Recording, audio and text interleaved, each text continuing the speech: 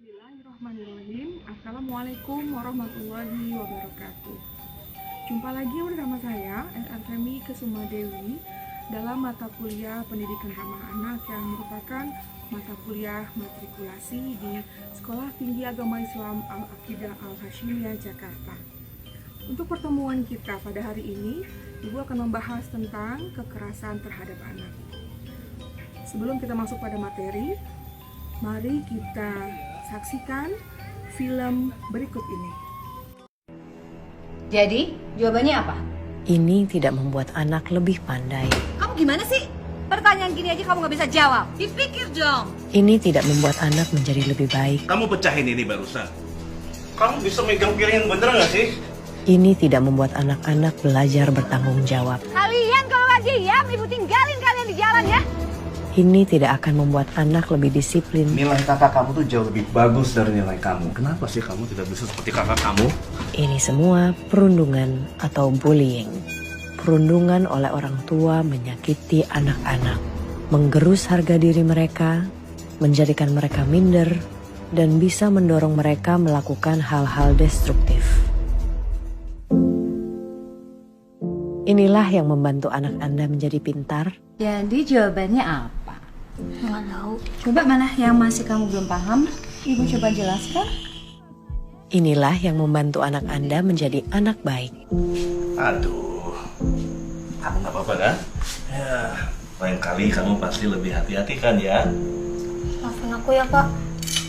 Iya, gak apa-apa. Inilah yang membuat anak Anda bertanggung jawab. Sudah nak. Sudah bertengkar, ayo baikan lagi. Maafin ya, Kak. Maafin aku ya, Dek. Inilah yang akan membuat anak Anda disiplin. Apa yang sulit dengan mata pelajaran ini buat kamu? Nanti Bapak bisa bantu bimbing. Kalau Anda ingin anak menjadi baik, pede dan pintar, besarkan mereka dengan kasih sayang, peduli, dan komunikasi yang lembut. Iya, Pak. Kasih ya, Pak. Iya.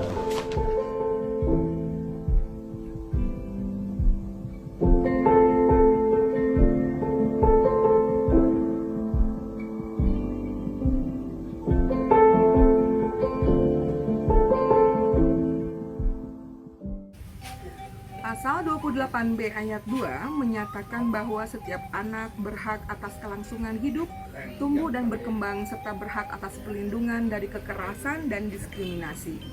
Namun, apakah pasal tersebut sudah dilaksanakan dengan benar?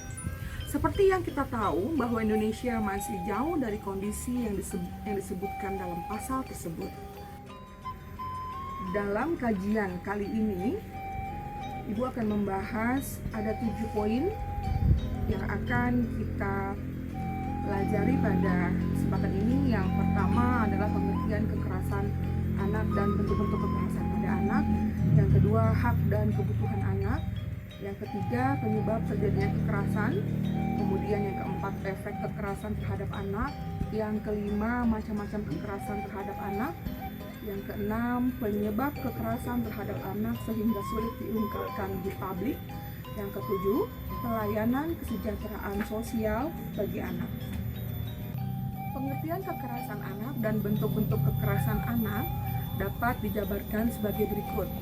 Pengertiannya dalam ensiklopedia artikel From Encarta mengartikan child abuse sebagai kekerasan terhadap anak adalah perbuatan disengaja yang menimbulkan kerugian atau bahaya terhadap anak secara fisik maupun emosional.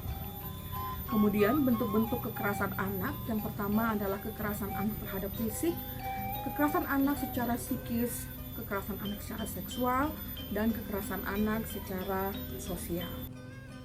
Hak dan kebutuhan anak.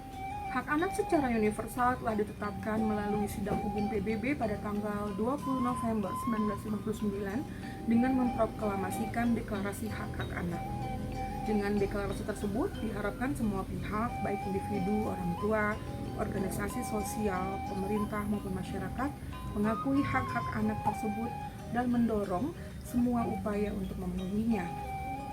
Di samping itu, dalam pasal 2 Undang-Undang Nomor 4 Tahun 1979 tentang Kesejahteraan Anak disebutkan bahwa Anak berhak atas kesejahteraan, anak berhak atas pelayanan untuk mengembangkan kemampuan dan kehidupan sosialnya sesuai dengan kebudayaan dan kepribadian bangsa untuk menjadi warga negara yang baik dan berguna. Anak berhak atas pemeliharaan dan perlindungan baik semasa kandungan maupun sesudah dilahirkan. Dan anak berhak atas pelindungan terhadap lingkungan hidup yang dapat membahayakan atau menghambat pertumbuhan dan perkembangan dengan wajar. Di samping menguraikan hak-hak anak melalui Undang-Undang Nomor 4 Tahun 79 di atas, pemerintah Indonesia juga telah meratifikasi Konvensi Hak Anak yang selanjutnya disingkat KHA PBB melalui Keputusan Presiden Nomor 39 Tahun 90. Menurut Konvensi Hak Anak yang diadopsi dari Majelis Umum PBB tahun 1999, setiap anak tanpa memandang ras, jenis kelamin, asal-usul keturunan, agama maupun bahasa mempunyai hak-hak mencakup 4 bidang. Yang pertama, hak atas kelangsungan hidup, menyangkut hak atas tingkat hidup yang layak dan pelayanan kesehatan. Yang kedua, hak untuk berkembang, mencakup hak atas pendidikan, informasi, waktu luang, kegiatan seni dan budaya, kebebasan berpikir, berkeyakinan dan beragama, serta hak anak cacat atas pelayanan, perlakuan, dan perlindungan khusus. Yang ketiga, hak perlindungan, mencakup perlindungan atas segala bentuk eksploitasi, perlakuan kejam, dan perlakuan sewenang-wenang dalam proses peradilan pidana.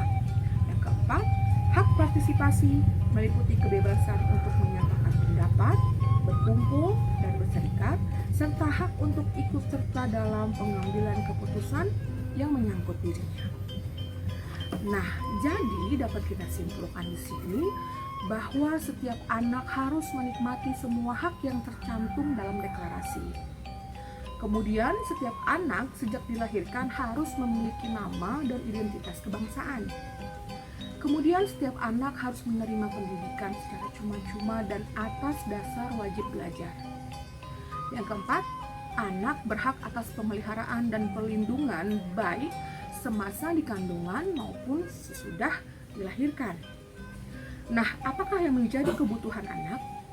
Kebutuhan anak ada 7 yang sangat utama. Yang pertama, kasih sayang orang tua.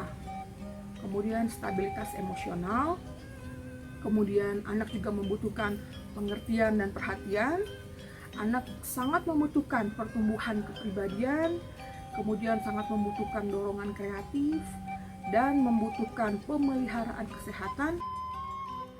Penyebab terjadinya kekerasan terhadap anak. Faktor-faktor yang mempengaruhi penyebab terjadinya kekerasan terhadap anak demikian kompleks, seperti yang dijelaskan oleh beberapa pakar. Menurut Soeharto, kekerasan terhadap anak umumnya disebabkan oleh internal yang berasal dari anak itu sendiri maupun faktor eksternal yang berasal dari kondisi keluarga dan masyarakat sekitarnya. Efek kekerasan terhadap anak. Kekerasan terhadap anak sangat berdampak buruk terhadap tumbuh kembang anak. Apa saja? Di antaranya adalah usia akan lebih pendek. Yang kedua, kesehatan fisik dan mental yang buruk. Ketiga, masalah pendidikan, termasuk di dalamnya berimbas pada drop out dari sekolah. Kemudian kemampuan yang terbatas sebagai orang tua kelak mereka dewasa. Dan yang sangat mengenaskan adalah mereka akan berpotensi menjadi gelandangan. Macam-macam kekerasan terhadap anak.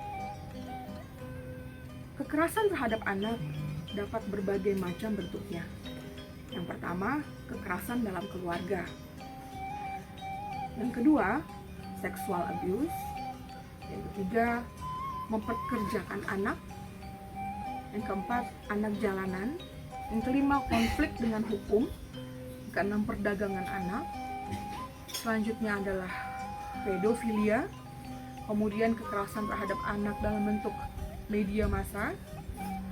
Yang terakhir, kekerasan anak di sekolah. Berdasarkan sumber yang didapat dari Komisi Perlindungan Anak Indonesia, setiap tahun KPAI menerima laporan 4.500 kasus pelanggaran hak anak. Di antaranya adalah 40% berkaitan dengan anak berhadapan dengan hukum atau ABH.